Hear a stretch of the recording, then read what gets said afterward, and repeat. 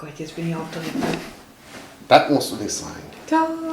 Jetzt muss ich mal gucken, dass das hier mit meinem Mikrofon so halbwegs funktioniert. Das ist mega geil. Hast du dann Stiftebehälter? Ja, es nützt ja nichts. Wir müssen improvisieren. Kein Geld für nichts. Nee, doch, Nee. eigentlich schon. Eigentlich schon, Es ist aber- noch in Arbeit. Also das zweite Mikrofon ist noch in Arbeit, beziehungsweise der zweite Laptop, den wir dafür brauchen. Der Kreativdepot-Podcast ist zurück mit neuem Host und ganz vielen spannenden Themen. In unserer Einführungsfolge präsentiert Jessica das Lager, führt Piet in die Grundlagen des Bastelns ein und erzählt ein wenig von ihrem Werdegang. Natürlich kommt auch Marion zu Wort und als Special Guest dürfen wir Iris Vater begrüßen, der ein paar Infos zum Gebäude mit uns teilt. Wir wünschen dir viel Spaß beim Zuhören. Herzlich willkommen zur allerersten Ausgabe von, wie nennen wir es? Ich weiß es gerade nicht mehr. Ausgestanzt und ausgefragt, haben wir gesagt. Ja, ausgestanzt. Ja, passt so richtig. Ich finde, das passt richtig gut. Ich finde es super. Ich bin der Piet und um es gleich vorweg zu sagen, ich habe vom Basteln überhaupt keine Ahnung. Aber genau deswegen sitze ich ja hier, weil ich dir dann auch wirklich Fragen stellen kann. Mit du meine ich Jess. Das ist meine Ja. Gesprächspartnerin hier in diesem Podcast und heute wollen wir uns einfach mal erstmal vorstellen, was wir so sind, was wir so machen.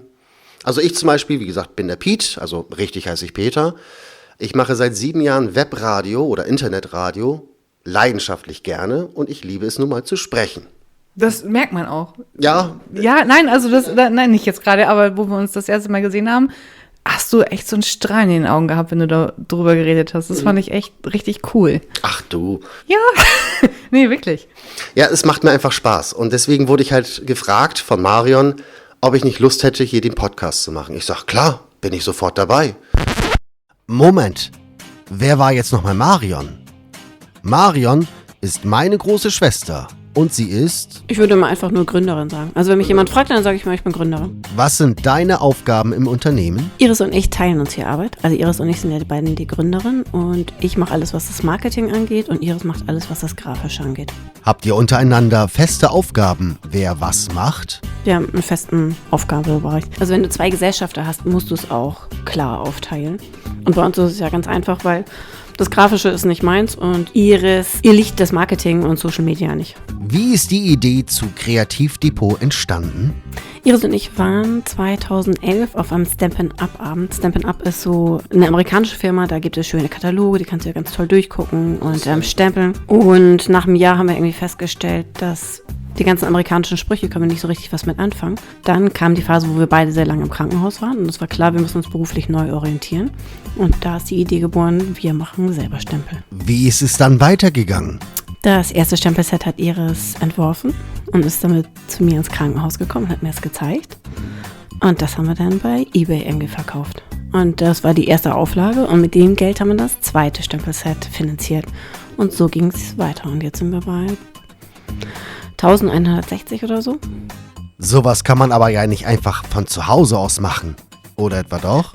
Gerd, der Vater von Iris, Steuerberater, hatte ein Zimmer bei sich in der Kanzlei über. Und das war so ein ganz kleines Zimmerlein und da durften wir unsere beiden Computer aufstellen und 2 Regale und damit haben wir angefangen. Und dann sind wir als nächstes ins Wegefals gezogen. Das war eine Villa. Also Villas, für uns war es irgendwie eine Villa und es war riesig. Wahnsinn. Und nach, glaube ich, 2 Jahren war klar, das reicht nicht mehr, wir brauchen mehr. Und dann sind wir hierher gezogen.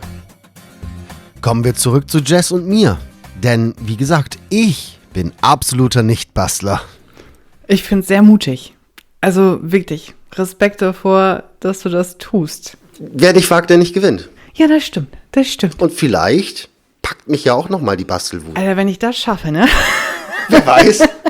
Dann mache ich echt so ein High Five. Das ist, nee. Dann stell du dich noch mal einmal ganz kurz vor. Ja, ich bin Jessica. Hier im Lager heiße ich eigentlich nur Jess. Ich arbeite jetzt bei Kreativdepot seit 2,5 Jahren. Habe vorher verschiedene Sachen gemacht und bin hier hängen geblieben. Tatsächlich. Also erst als Aushilfe und dann irgendwann richtig fest. Und ich fühle mich total hier wohl.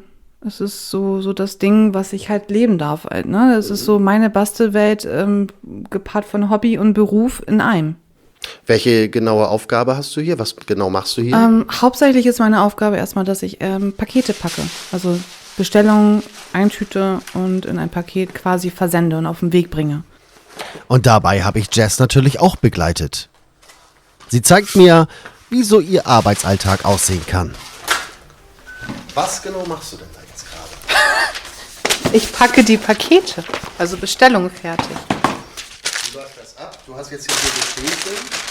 Ja, die Kisten sind dann mit Nummern versehen und jetzt scanne ich quasi halt die Kiste ab.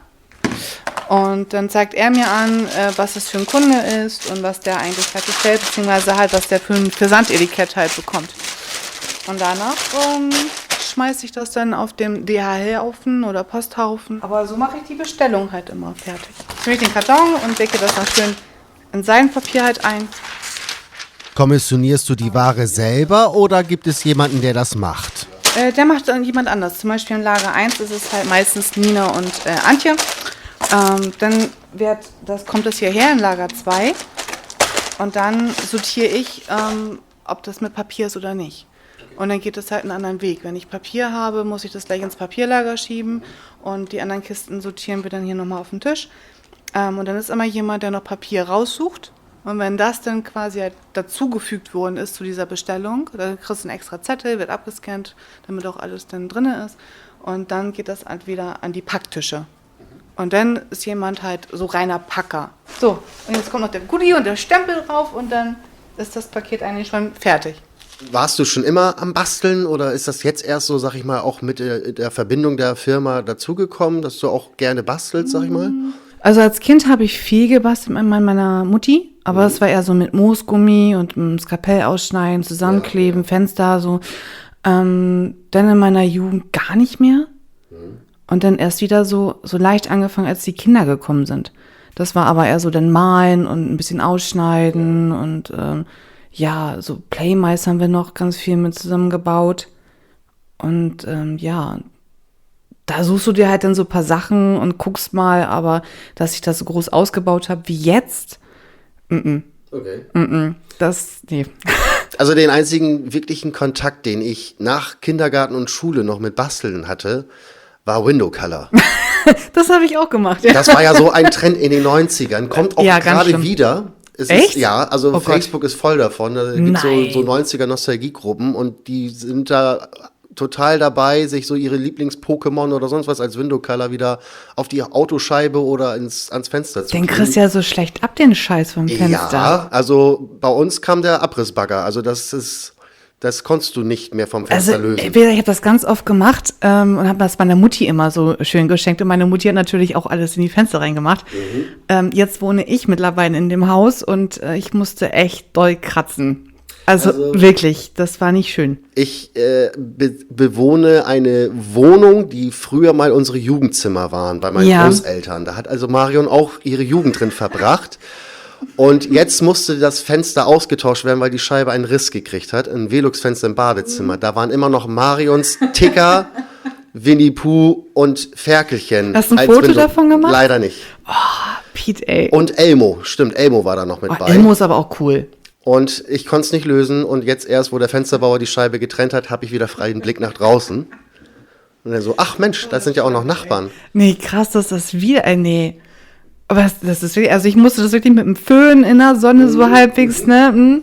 Naja, aber dann warst du ja auch schon, aber trotzdem ja kreativ. Kreativ bin ich ja auch immer noch, nur jetzt mittlerweile eher am Mikrofon beziehungsweise im Schnitt. Während andere Männer vor der Playstation sitzen und FIFA zocken, sitze ich vor meinem PC und bearbeite Videos nach oder mache selber Musik mit einem DJ-Programm oder ich mache Radio. Oder wie jetzt, Podcast. Ja. Wie gesagt, ich finde es immer echt noch bewundernswert. Es liegt einfach. Jeder hat ja irgendwo so seine Neigung, sag ich mal, sein Hobby. Und das ist mein leidenschaftliches Hobby. Ja, aber daran siehst du ja auch, dass jeder Mensch irgendwie kreativ sein kann auf seine Art und Weise. Genau. Und auch was draus machen kann. Eben. Also hätte mir jemand vor ein paar Jahren gesagt, dass ich irgendwie bei Kreativdepot arbeite, einen Instagram-Account habe, im Design-Team mit tätig sein darf, den hätte ich einen Vogel gezeigt. Ja, und so geht's mir, wenn ich so zurückdenke, vor 8 Jahren und man hätte gesagt, du hast einen eigenen Radiosender mit deinen Freunden und machst jetzt Podcast und kannst mit deiner Stimme in Anführungsstrichen Geld verdienen. Ja, ich und meine Stimme, gerade ich mit meiner Stimme. Genau. Als ob. Ja. Und jetzt, siehe da, wir sitzen hier. Ist mega. Mega. Wollen wir mal durchs Lager gehen? Ja, können wir sehr gerne machen. Super, dann würde ich sagen, wir hören uns gleich. Doch Lager ist nicht gleich Lager. Man merkt noch den Flair des ursprünglichen Gebäudes, nämlich einer Gaststätte. So steht immer noch der Tresen im Raum, wird jetzt als Küche genutzt. Und auch so, im Allgemeinen, man hat noch den Flair einer gewissen Gaststättenatmosphäre um sich. Allein die ganzen Toiletten um sich rum. Nebenbei hat auch Iris Vater, Gerd Plate, seine Büroräume hier in diesem Gebäude. Und er kann uns eine Geschichte über das Gebäude erzählen. Ich bin Gerd Plate. Ich habe in diesen Räumen mein Steuerberatungsbüro und bin der Vater einer Gesellschafterin vom Kreativdepot. Und das ist auch aus der Entstehungsgeschichte vom Kreativdepot, denn die waren am Anfang auch in meinem Büro und hatten in meinem Büro hier an der Elbe oder am Elbdeich einen Raum von 12 Quadratmetern und haben dort also angefangen, ihr Unternehmen zu gründen. Dieses Gebäude war doch vorher eine Gaststätte, oder? Ganz ursprünglich eine Tankstelle. Eine Tankstelle, so. Ja, also es war so, dieses Gebäude war früher, als ich hier nach Assel gezogen bin. Ich bin 1975 nach Assel gezogen und da war hier noch eine Tankstelle.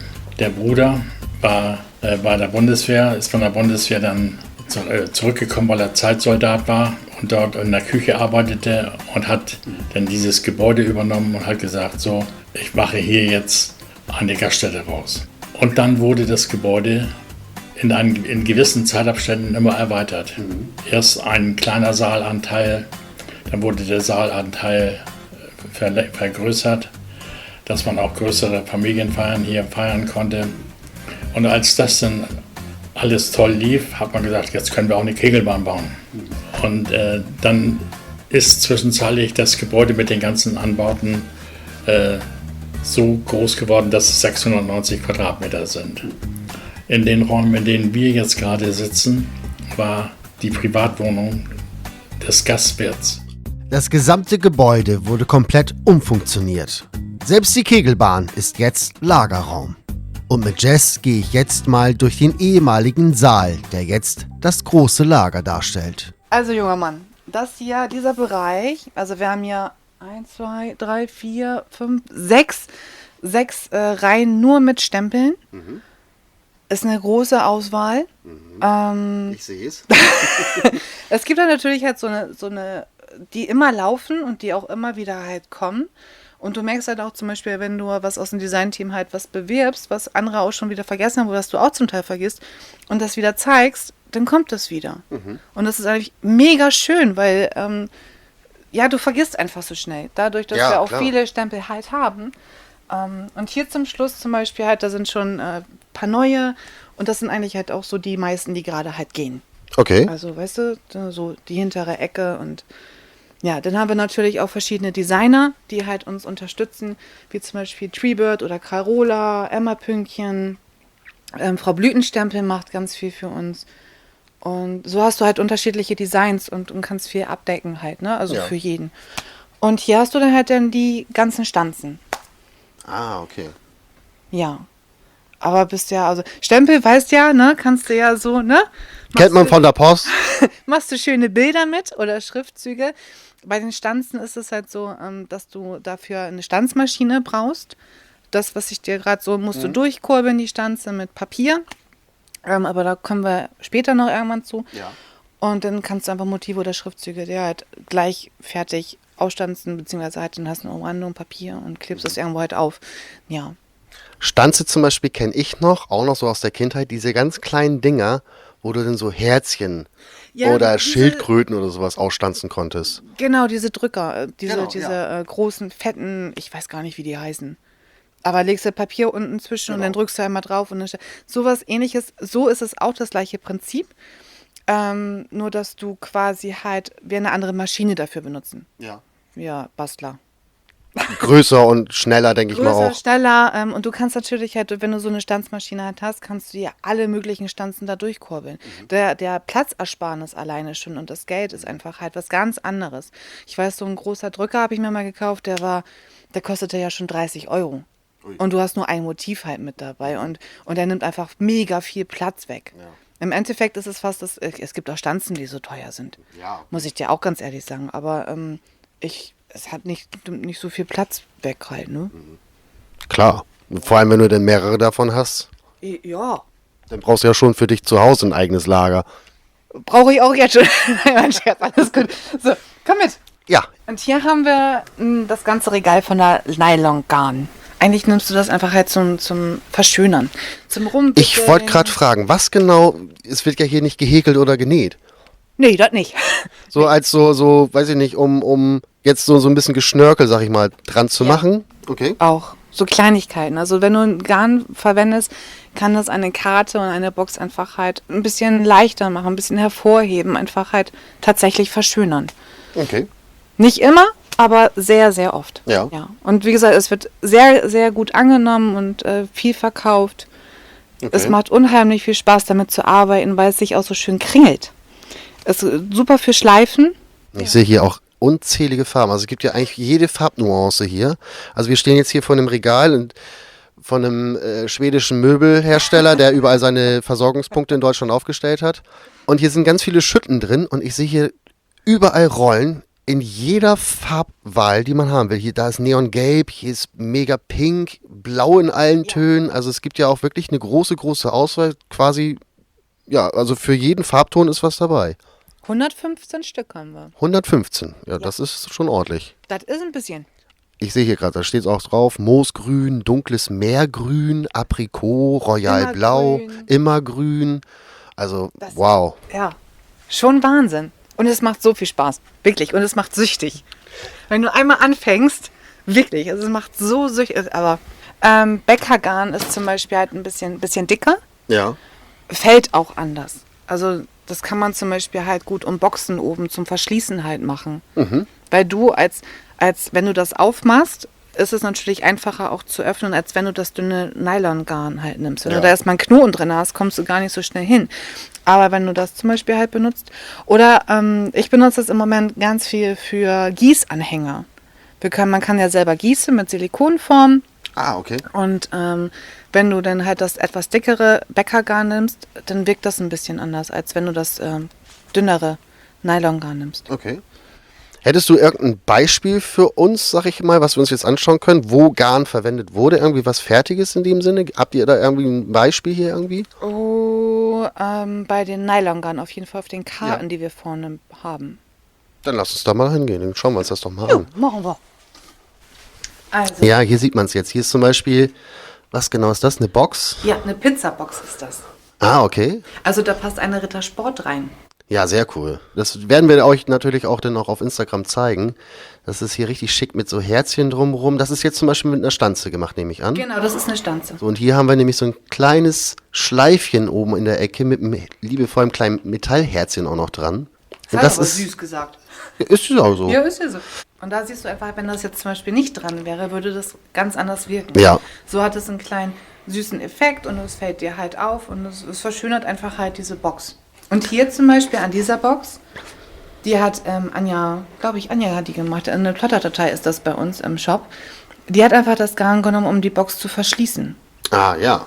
Ja, und das Kärtchen hängt da mit dran? Das Kärtchen hängt mit dran und schon hast du ein kleines süßes Accessoire. Müsst ihr die Boxen quasi auch herstellen? Ja. Also auch das Falten und so weiter, das ist auch... Genau, also mit der Stanze hast du quasi halt, also bei der Pizzabox zum Beispiel, stanzt du halt diese ganze Form halt aus. Mhm. Und dann faltst du das einfach, beziehungsweise knickst es halt um und klebst es dann und dann hast du halt diese Box fertig. Okay. Ist natürlich, also es macht, wie gesagt, es ist so viel einfacher, als wenn du das alles aufzeichnen würdest und das ausschneiden würdest, dann selber das irgendwie halt dir, man nennt das halt Falzen, diese Knicklinien halt reinzumachen. Dann ist eine Stanze natürlich halt viel einfacher. Klar. Dann würde ich sagen, schauen wir uns doch mal so eine Stanze an. Ja, machen wir. Das ist zum Beispiel unsere Herzbox. Und da siehst du einfach halt der Rand, den siehst du ja, ne? Der ist schon Ja. sehr deutlich. Da wird das mit der Stanzmaschine einfach das Papier komplett ausgestanzt. So, dann hast du wirklich halt, du legst ein Papier auf diese Platten, kurbelst das durch und der lässt dir diese äußerliche Kante lässt er dir stehen. Ja, okay. Dann siehst du hier diese in der Mitte, Ja. diese Falzlinien und da knickt er das nur. Da geht er nicht richtig durch das Papier. Okay. Und so kannst du das knicken. Perfekt. Also es ist richtig cool. Und es macht so viel Spaß. Ich muss dir da unbedingt, zeige ich dir das. Ja. Aber ja, das ist einfach eine Stanze. Und sowas gibt es als Box, hier siehst du halt ein paar kleine Kleeblätter, hier sind Filmstreifen, wie gesagt, Wortstanzen und das ist einfach ein geniales Ding. Ich krieg dich noch dazu. Ich merke das schon. Ja. So einfach kann es gehen. Ja, das kannst du auch. Sowas kann ich bestimmt auch, ja. Siehst du, das machen wir Ein noch. Stück Papier durch eine Stanze ziehen, kriege ich, glaube ich, noch hin. Keine Stempel dadurch, ja? Nee, ich versuch's mal nicht. Apropos Stempel, da wollten wir auch noch mal kurz gucken. So. Schauen wir uns doch zum Beispiel mal das hier an. Hier ist Babybär-Junge. Ja. Wie funktioniert das jetzt? Da brauche ich also ein Stempelkissen und das ist dann quasi auch schon das Motiv? Oder Genau, wie? das ist das Motiv. Alles, was das sind Clear Stamps. Also Ja. wir benutzen eigentlich haben wir nur Clear Stamps hier. Und da brauchst du einen Acrylblock für. Okay, Das heißt, du nimmst jetzt diesen Stempel, ja, packst ihn auf einen Acrylblock drauf, ja, gehst damit in dein Stempelkissen, machst es schön, dass du das, also der Vorteil von Clear Stamps ist einfach halt, dass du siehst, wo die Farbe halt dann ist. Das heißt, du guckst, was überall da diese Umrandung Farbe drauf ist und dann kannst du damit aufs Papier gehen. Und drückst einfach schön runter, ja. nicht zu doll, aber schön gleichmäßiger, schöner Druck und dann hast du das Motiv auf deinem Blatt Papier. Guck mal an. Den Bären zum Beispiel könnte man noch mit Stiften halt dann kolorieren. Ja. Oder du kannst es halt dann auch ausschneiden. Ich sehe hier gerade so Füßchen und Ja. Bauklötzchen und Schnuller halt so. Herzlich willkommen, kleines Babybärchen. Junge. Genau. Und daneben zum Beispiel haben wir jetzt Babybär-Mädchen. Da gibt es ja wirklich alles, wie ich sehe. Also Alles. wirklich, ne? Guck mal, Diese gleich- Woche, morgen, unbedingt genau. wichtig. Da kannst du halt dann du kannst ja dir eigene Bücher machen. Also so Plannerbücher kannst du dir ja auch basteln. Ja. Und dafür sind die zum Beispiel halt. Oder hier hast du einfach halt nur Sprüche. Glückspilz, Kopf hoch. Wir freuen uns für dich. Du schaffst das. Genau, das sind so einzelne Wörter und zum Beispiel hier ist was mit Freundschaft und Lieblingsmensch. Hier hast du halt auch einen schönen Spruch und so eine Sprüche sind eigentlich immer richtig cool, weil du die einfach halt mit einer Basisstanze sind halt Quadrate, Rechtecke, oder? Stanze dir einfach halt eine Fläche halt aus, nimmst deinen Stempel, machst die Fläche quasi halt voll damit und legst es einfach auf eine Karte. Also alles Mögliche. Guck mal, hier hast du was für den normalen, ne? Also wie Danke, Willkommen. Da hast du aber auch wieder guten Appetit. Auf dem Stempel ist halt Oha von Frau Blütenstempel. Siehst du da? Oben steht ja. das dann. Hier zum Beispiel, das ist von Carola. Und hier ist das von Anni Fleppe. Anni Fleppe hat Lesezeichen gemacht, also Lesezeichenstempel. Okay. Das heißt, wir haben auch Lesezeichenstanzen. Da kannst du schon super eigentlich alles kombinieren. Suchst dir ein schönes Papier aus. Das sollte nicht zu aufdringlich sein. Leicht ausstanzen mit der Stanze.